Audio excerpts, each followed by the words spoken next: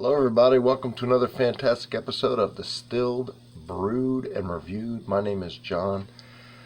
Welcome to the channel and my world famous sipping den. That's right, this is where all the magic happens. It's a great place to be. Just so you know, on this channel I do everything that has anything to do with alcohol. It's quite a tall task. I also do anything that has anything to do with coffees. And I post those reviews for coffee every Sunday. I'm just going to say something quick about the playlist. YouTube offers a playlist. I have taken advantage of it, and I have put together the greatest playlist on YouTube. It is up to date.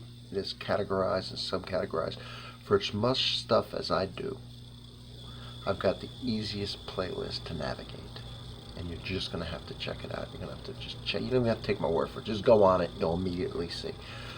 Another thing I do for everybody is every video, the first comment's pinned because it's my comment, and I always have a link to what I'm reviewing.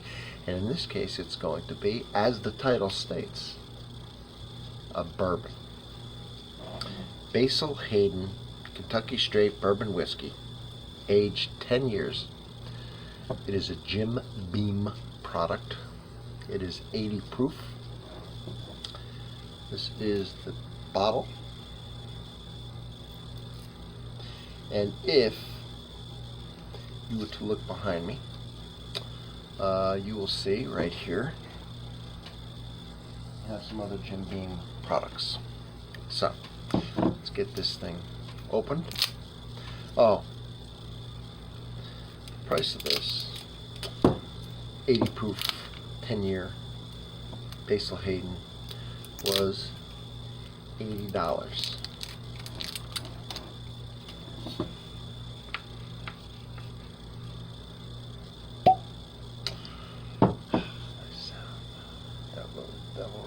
Alright, I have in my little hands a Glencairn.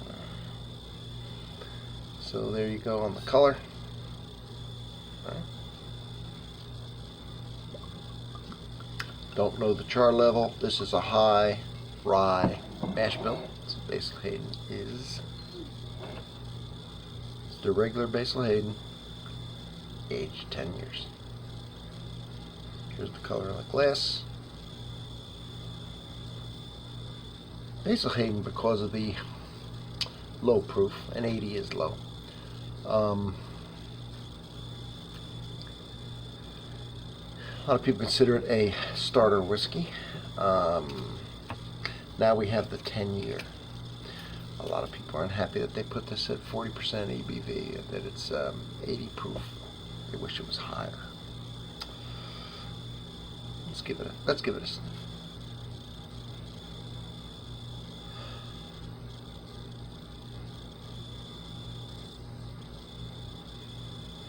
It is a neck pour, right out of a freshly opened bottle. It will change a little bit over time.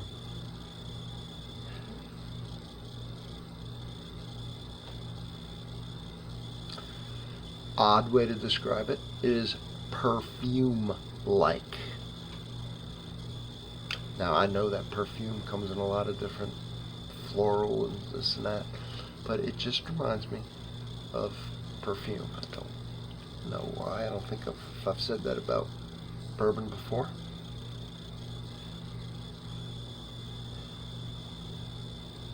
Definitely a nuttiness. Not as much wood. There is that, I have said this before, there is a sherry type smell to it, a raisin type smell to it. Wood, but not like I would think a 10-year might have. We're going to do an acclimation sip or two, and then we're going to get into the flavor.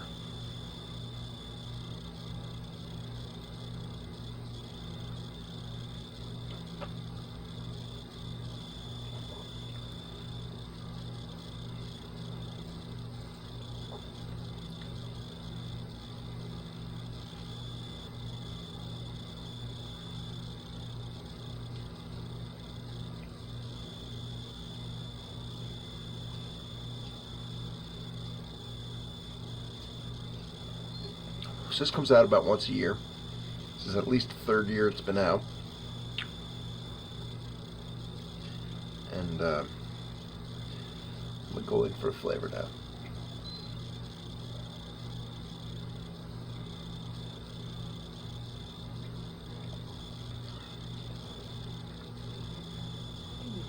They say because the 80 proof, you get all the flavor without the burn.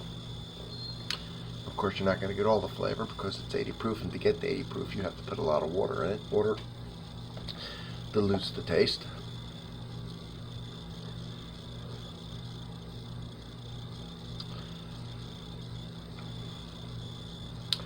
It is wood forward, but it's not 10-year woody. So I don't know if the char level is lighter, which would make sense. I guess you're going to put it for 10 years because it's not a real strong wood. And surprisingly, now,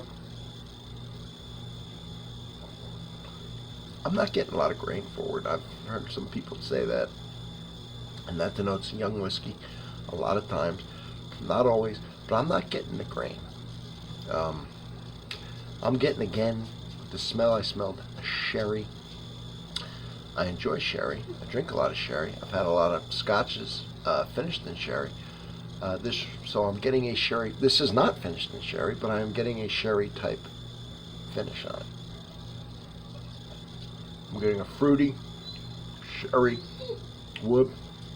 Hey, calm down. I got my big baby here. Fruity, sherry, woody. The wood's so light. It's kind of a nice little. The high rye gives it the kiss of the heat, the spiciness. I was expecting worse. Actually, maybe that's why I think it's not as bad. You know, the problem I have with it, though, it is $80, and if you take this 10-year, which until recently was $39.99, now it just went up to about $42, and you take this 10-year, which now is about $70. That's recent. That was in the $40s, not too long ago. That's what I paid for these. $39.99, like $42, and you take this 10-year, which is under $40 as we speak, then this 10-year, which is $80, and the Russells, 90 proof. McKenna's bonded. It's 100 proof being bonded, and the 90 on the Eagle Rare, and then you have 80 on the Basil Hayden. For more than all of these price wise, I'm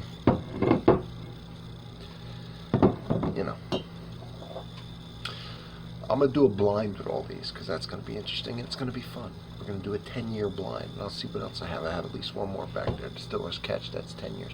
We're going to do a 10-year blind and see how this all shakes out. But it does have a light finish. I'm not getting any bad notes on it. Okay, I'm not getting any negatives. I'm not getting a graininess. Not that that's necessarily a negative, but I'm not getting it.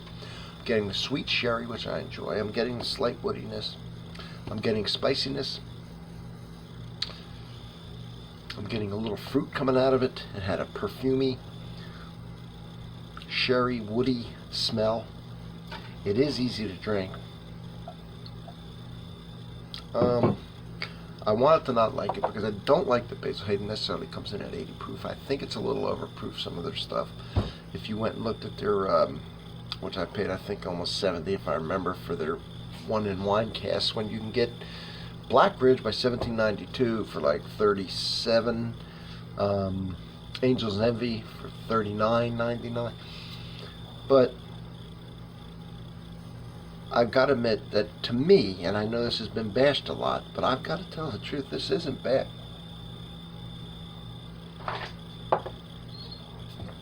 It's a little thin. It's a little thin. At 80 proof it's going to be. And you can tell. And the finish isn't long lasting. And the flavors aren't immense. But what's there is strong. It is easy to drink. You sip it, you get some nice flavor, you don't get burned. Do it quick aftertaste, it's gone, but then you're ready for the next sip. I don't know. I don't think it's worth $80. Absolutely not. This would be Yeah, I know it's 10 years. But so are the other ones. I told you the price of the other ones. And the proof's higher. $49.99. Okay. Would be a good price. Still $10 more than Angel's Envy. Well, no, forget Angel's Envy. Still, what did I say, $39.99. That'd be $10 more than Eagle Rare. This was in the 40s. Now it's 70. And this is like 30-something dollars. So I just think it's overpriced. It's underproofed for the price. You're gonna give me an 80, 10-year, I get it. You know. I think the 40s, price-wise. It does have a little unique, like a raisin.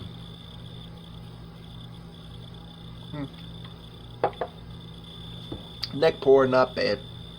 I described it. You make your decision. And I'm going to see you all in the next one. Now you know I am. Thank you for being here. And don't forget to sub. It's hugely important.